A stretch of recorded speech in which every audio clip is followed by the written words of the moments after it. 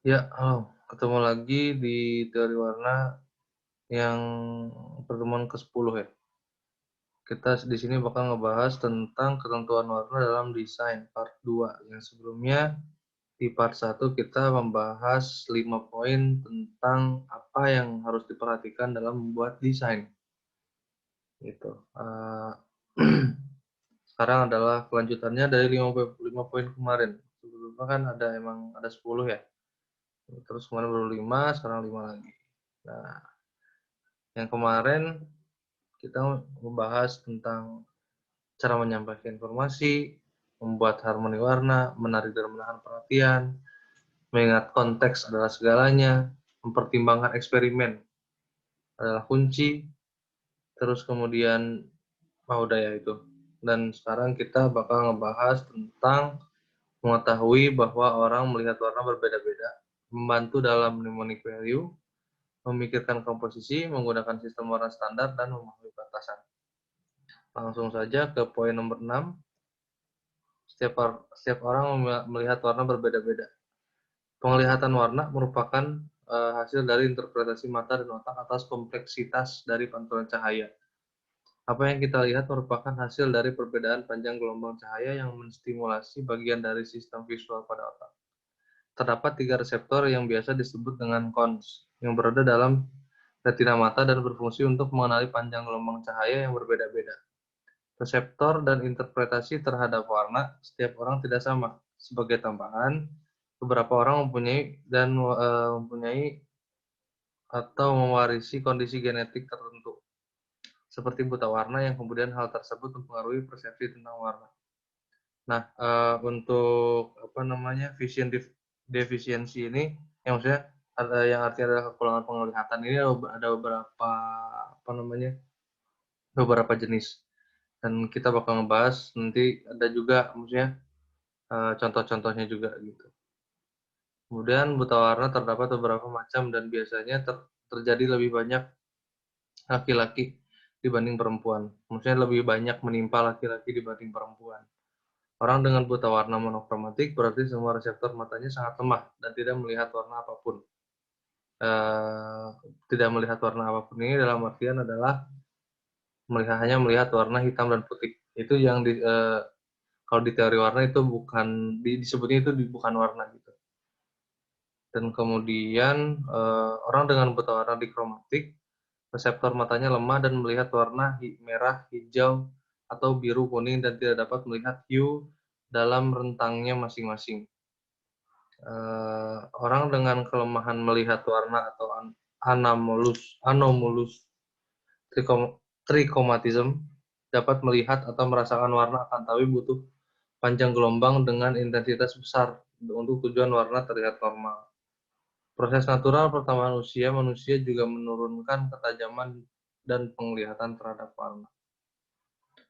Kemudian di sini kita bakal ngebahas contohnya. Oh, belum. Di sini desainer mungkin dengan sengaja mengubah persepsi warna untuk kebutuhan artistik dan semiotik. Mereka memilih mengubah secara artistik atau subjektif dari pertimbangan warna yang seharusnya akurat, normal atau sesuai dengan yang natural. Dijadikannya menjadi warna yang berbeda. Ketika sebuah warna dengan hue yang real dan aktual, maka itu disebut sebagai warna lokal. Jika di luar itu atau juga abnormal, maka warna tersebut dianggap occult color. Nah,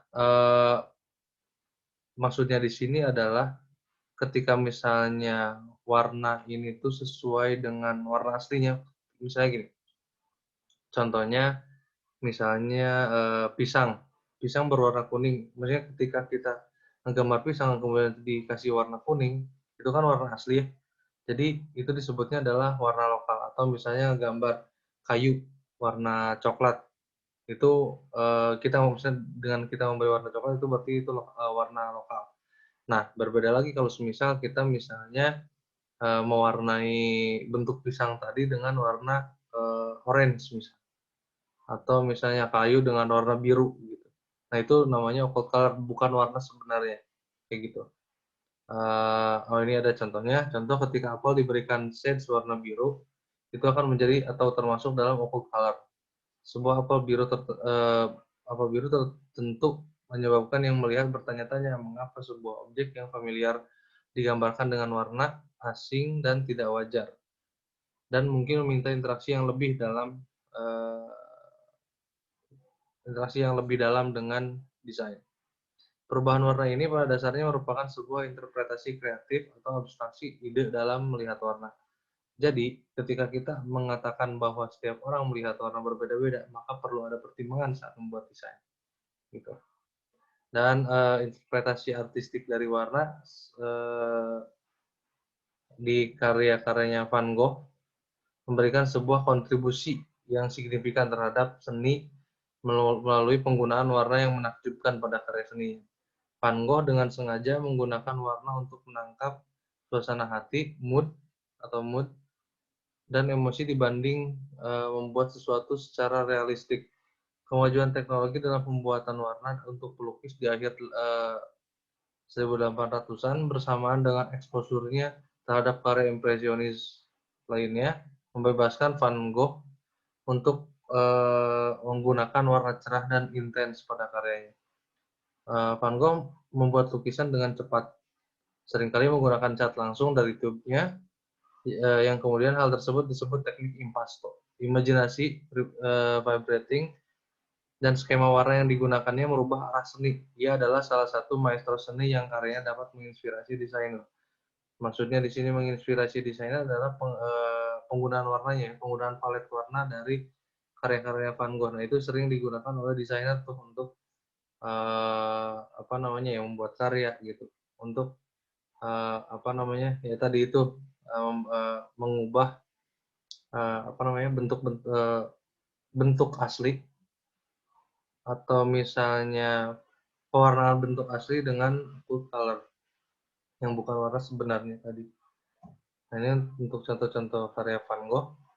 Nah, sebetulnya untuk di sini dia menggunakan occult color karena di sini rumah berwarna biru. Kemudian di sini ada angin yang berwarna putih biru. Kemudian ada bulan dan lain sebagainya. Penggunaan warna ini tentu ini bukan warna secara realistik. Begitupun yang satunya lagi. Nah, meskipun ini terlihat misalnya apa namanya penggunaan warna real, tapi kan maksudnya untuk dengan kondisi malam hari tidak mungkin seperti ini gitu. Berarti di sini adalah penggunaannya adalah occult color. Iya, si Van Gogh ini. Gitu. Bukan menggunakan warna sebenarnya. Lanjut. Nah, ini untuk occult color ini, perbedaan occult color sama local color, warna lokal. Nah, contohnya apel di sini. Apel berwarna merah, itu warna lokal, dan kemudian apel warna biru, itu occult color. Dan ini pisang warna biru, itu juga occult color karena bukan warna sebenarnya. Gitu. Warna abnormal lah. Ya, warna abnormal. Kemudian ini tangan digambarkan dengan warna merah ini untuk maksudnya contoh pembuatan apa namanya penggunaan occult color. Nah, ini untuk oh ya tadi kita ngebahas tentang buta warna, itu kekurangan penglihatan atau vision deficiency. Di sini apa namanya vision deficiency ini dicetuskan pertama atau misalnya di sebentar, di ini apa ditemukan adalah di apa namanya aduh ya ditemukan atau misalnya itu adalah hasil penelitian dari English Chemist dan John Dalton. Nah, sebenarnya yang lebih banyak kontribusinya adalah John Dalton ya.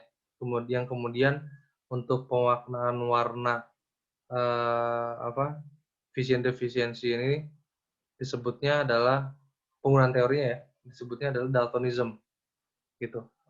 Dan hal ini ditemukan atau penelitian ini ditemukan tahun 1798 gitu. Nah, di sini ada Deuteranopia, Protanopia, sama Tritanopia. Deuteranopia itu adalah ini sebetulnya umum di apa namanya bukan mengidap ya, menyerang laki-laki deh, atau misalnya sangat banyak diderita atau bukan diderita, dimiliki oleh laki-laki gitu. Di sini adalah kehilangan brightness dari warna hijau dan merah untuk Deuteranopia. Dan kemudian untuk Protanopia ini, shade hijau dan merah itu terlihat blur. Justru biru dan kuning di sini tidak berubah, gitu. Maksudnya biru dan kuning tetap ada, gitu. Kemudian meskipun yang Protanopia ini biru kuningnya tetap turun nih warnanya, segitu gitu. Kemudian Tritanopia ini adalah tipe langka dari buta warna. Di sini malah menunjukkan merah muda yang kehijauan, gitu, dan perubahan warnanya tuh kayak drastis gitu. Tidak tidak apa ya, se-flat Deuteranopia atau Protanopia gitu. Dan apa namanya, seringkali oleh desainer dan oleh seniman gitu, si Tritanopia ini digunakan, apa ya, misalnya si pola warna Tritanopia ini digunakan untuk karyanya, seperti itu. Dan ada satu lagi adalah total color blindness. Maksudnya di sini ada buta warna total. Nah, itu hanya melihat hitam dan putih. Gitu. Kayak gitu. Nanti untuk ini contohnya untuk normal vision, Deuteranopia, Protanopia, dan Tritanopia. Ini perbedaannya cukup signifikan ya. Yang tadi yang apa namanya, Deuteranopia yang kehilangan brightness hijau dan merah, kemudian Protanopia yang shade hijau dan merahnya blur, kemudian biru dan kuningnya tetap di posisi yang sama atau misalnya tetap di frekuensi yang sama, di titik yang sama kayak gitu. Kemudian Tritanopia yang apa namanya, yang tadi perubahannya jadi merah muda kehijauan kayak gitu. Apa namanya, yang perubahan warnanya yang sangat-sangat signifikan dibanding lain. Nah, kita bisa lihat di sini adalah contoh foto Frida Kahlo ketika normal vision seperti ini, Deuteranopia seperti ini, Protanopia seperti ini, dan Tritanopia seperti ini. Nah, ini apa namanya, yang katanya ini konspirasi atau apa sih, saya juga belum meneliti lebih lanjut. Tapi katanya kalau misalnya lukisannya dari siapa, Frida Kahlo itu bisa dinikmati oleh orang-orang yang mempunyai vision deficiency atau misalnya kekurangan penglihatan. Itu bisa menstimulus mereka dan lain sebagainya. Seperti itu. Ya, lanjut. Sekarang kita ngebahas mnemonic value. Setiap desainer menginginkan untuk karyanya bisa berkesan bagi audiens. Dalam hal ini, warna dapat menjadi pendukung yang sangat kuat untuk mencapai tujuan tersebut. Warna dapat bekerja sebagai perangkat mnemonik, membantu ingatan orang. Kata mnemonik sendiri berasal dari bahasa Yunani, yaitu mnemonikos, yang artinya mind atau pikiran. Gitu.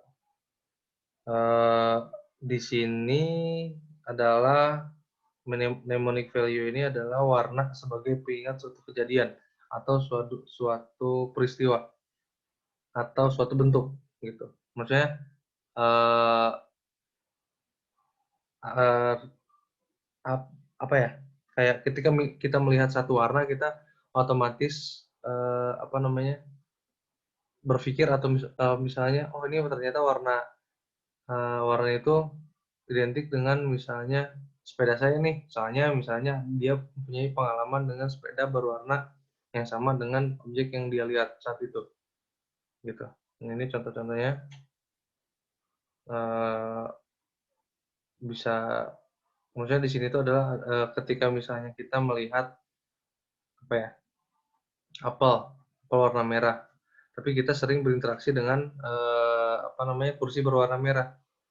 Itu di situ kita bakal berpikir bahwa misalnya ketika melihat apel itu, wah ingat ke kursi nih, kursi warna merah kayak gitu-gitu. Dan itu selanjutnya seperti itu. Misalnya kita sering makan tomat, ketika misalnya kita melihat apa namanya, baju berwarna merah, wah inget tomat gitu, kayak gitu-gitu.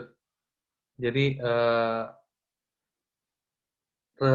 related things gitu, maksudnya kayak benda-benda yang saling berhubungan dengan satu warna itu, gitu. Seperti itu. Kemudian ini untuk contohnya naked economic ini untuk buku kalau nggak salah ini. Cover buku ini kenapa misalnya penggunaan warna hijau, karena misalnya warna hijau ini sebenarnya nyambung sama pemaknaan warna sebetulnya. Karena di sini juga si mnemonic value ini apa namanya dikaitkan dengan budaya sekitar, terus apa namanya kayak um, konvensi yang ada di sekitar dan lain sebagainya. Gitu. Kayak apa ya? Warna sebagai warna yang memorable lah gitu. Yang biasa diingat atau misalnya yang banyak orang ingat gitu. Sebagai misalnya warna hijau adalah hasil identifikasi dari uang, misalnya warna hijau itu, misalnya kayak gitu. Uh, di sini penggunaan warna hijau jelas ya, maksudnya karena di sini adalah berbicara tentang ekonomi. Dan di sini naked yang misalnya apa namanya polos dan lain sebagainya kayak gitu. Dan kemudian di sini ada contoh cerobong asap. Nah di sini kaki manusia dengan ujungnya dibentuk secara datar, kemudian keluar asap. Di situ kita bakal relate ke bentuk cerobong asap gitu. Nah di situ kayak di sini juga berkaitan dengan semiotika sebetulnya. Kayak gitu. Kayak misalnya terus juga di sini berhubungan dengan misalnya ketidaksadaran kolektif atau misalnya ketidaksadaran personal kayak gitu-gitu. Kita di sini bermain psikologi juga gitu. Kalau misalnya kalian mau baca tentang ketidaksadaran kolektif, ketidaksadaran personal dan lain sebagainya, kalian bisa baca teorinya Carl Jung, psikologi, dari situ bakal nyambung dengan hal ini, mnemonic value ini. Kemudian hiking, poster hiking ini penggunaan warna hijau adalah relate dengan daun-daun, pohon dan lain-lain ketika kita memasuki hutan gitu, atau memasuki tempat yang banyak tumbuhan dan lain sebagainya gitu. Jatuhnya kepada warna-warna yang memorable atau suatu kejadian yang memorable. Atau misalnya kejadian lain, contoh lainnya adalah contoh lainnya ketika misalnya dalam satu gedung ada 20 lantai dan kemudian tiap lantainya itu warna lampunya atau warna lantainya berbeda gitu. Nah, di situ juga apa namanya kayak membantu ingatan gitu. Membantu ingatan kemudian berfungsi untuk melihat lagi ingatan sebelumnya gitu. Kalau misalnya warna apa namanya lantai-lantai ini berwarna berbeda gitu. Dia bisa membedakan kalau semisal lantainya tempat bekerja misalnya warna merah nih. Terus udah warna merah dan kemudian ketika misalnya dia melihat warna merah di tempat lain dengan intensitas yang sama, dia bakal teringat dengan si kantornya ini atau tempat bekerjanya ini seperti itu. Jadi bukan menggali, kembali mengingat lagi atau misalnya membantu ingatan dan kemudian melihat lagi ingatan sebelumnya kayak gitu. Kemudian memikirkan komposisi. Nah, ini saya bakal bahas di sesi kedua. Sebentar.